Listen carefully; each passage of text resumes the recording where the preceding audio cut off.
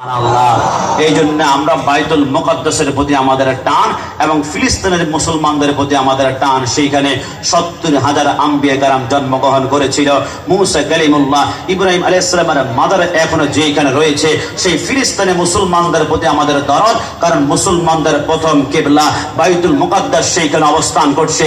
এই জন্য ওই বাইতুল মুকাদ্দাসকে সাপোর্ট করার জন্যই ফিলিস্তিনি মুসলমানদের জন্য আমাদের মায়া, আমাদের ভালোবাসা, আমাদের উদ্বেগ তৈরি হয়। তবে পক্ষান্তরে এই বাংলাদেশে যখন মুসলমানের জন্য কামনা করে, তখন দেখা যাচ্ছে বাংলাদেশের কিছু আলেম নামের জালেম কুখ্যাত, এরা মাথায় টুপি, মুখে দাঁড়ি, গায়ে পাঞ্জাবি লাগিয়ে তারা বলে ফিলিস্তিনরা কেন আক্রমণ করতে গিয়েছিল ইসরায়েলের উপরে, ইসরায়েল এত শক্তিশালী, কিন্তু মুসলমান হয়ে তোমার মুখে কথা মানায় না। তুমি তো ফিলিস্তিনের পক্ষে কথা বলার কথা, তুমি ইসরায়েলের পক্ষে কেন বলছো? ইসরায়েলের পক্ষে তারা বাংলাদেশ থেকে কথা বলতে চায়। আজকে মনে রাখতে হবে, এদের পরিচয় মুসলমান হবে না। এই দেশে মুসলমান বসবাস করবে, মুসলমান পরিচয়ে বৌদ্ধ বসবাস করবে, বৌদ্ধ পরিচয়ে হিন্দু বসবাস করবে, হিন্দু পরিচয়ে খ্রিস্টান বসবাস করবে, খ্রিস্টান পরিচয়ে এই দেশে চাকমা বসবাস করবে, চাকমা পরিচয়ে মানা বসবাস করবে, মানা পরিচয়ে কাদিয়ানি বসবাস করবে, কাদিয়ানি পরিচয়ে। কিন্তু যে মুসলমানদের লাশ লাগিয়ে ইসরায়েলের পক্ষে কথা বলে, সে মুসলমান পরিচয় দিতে পারবে না। তার পরিচয় সে হচ্ছে ইহুদির দালাল।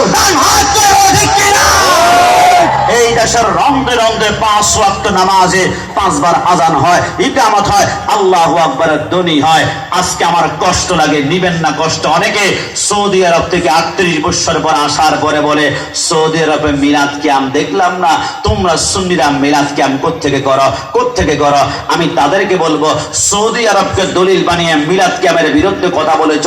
আজকে সেই সৌদি আরব আমার ফিলিস্তিনি মুসলমান ভাইদেরকে সাপোর্ট করে না, ফিলিস্তিনের প্রতি নাই, আজকে ইসরায়েলকে সাপোর্ট দিয়েছে। মনে রেখো যে সৌদি আরব আমার আমার ফিলিস্তিনি মুসলমানকে সাপোর্ট না করে ইহুদি খ্রিস্টানদেরকে সাপোর্ট করে। এরা নাম লাগিয়েছে মুসলমানদের, কিন্তু হুনাকা জালাজিল ওয়াল ফিতানু ওয়া বিহা ইউতলা কারনা শাইতান। ওই সৌদি আরব থেকে ঈমান ধ্বংস করে শয়তানের শিং বের হবে।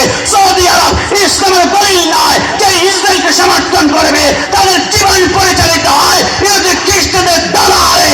ডান হাত তুলে ঠিক কিনা? আমি কি একটু মাঝে মাঝে গর্জন দিয়ে কথা বলেছি, আপনারা আমার উপর রাগ করেছেন? তুমি মেসওয়াক করা ফাজিলত জানো, খাবার শেষে মিষ্টি মুখের হাদিসটাও মানো, শুধু হক কথাটা উচ্চ স্বরে বলতে পারো না, অন্যায় দেখে বারুদ হয়ে জ্বলতে পারো না। ডান হাত তুলে বলো ঠিক কিনা? কেমন মুসলমান তুমি একটু ভাবো না, কেমন তোমার ঈমান একটু বলো না। তুমি মেসওয়াক করা ফজিলত জানো।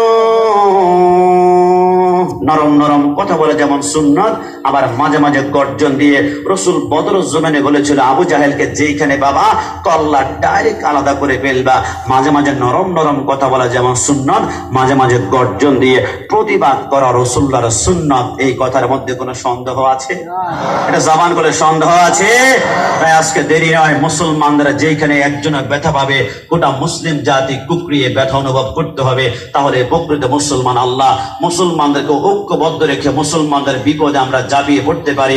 রব্বুল আলামিন সবাইকে কবুল করুক। সবাই জবান খুলে বলে আমিন। ওয়া মা তাওফিক ইল্লা বিল্লাহ।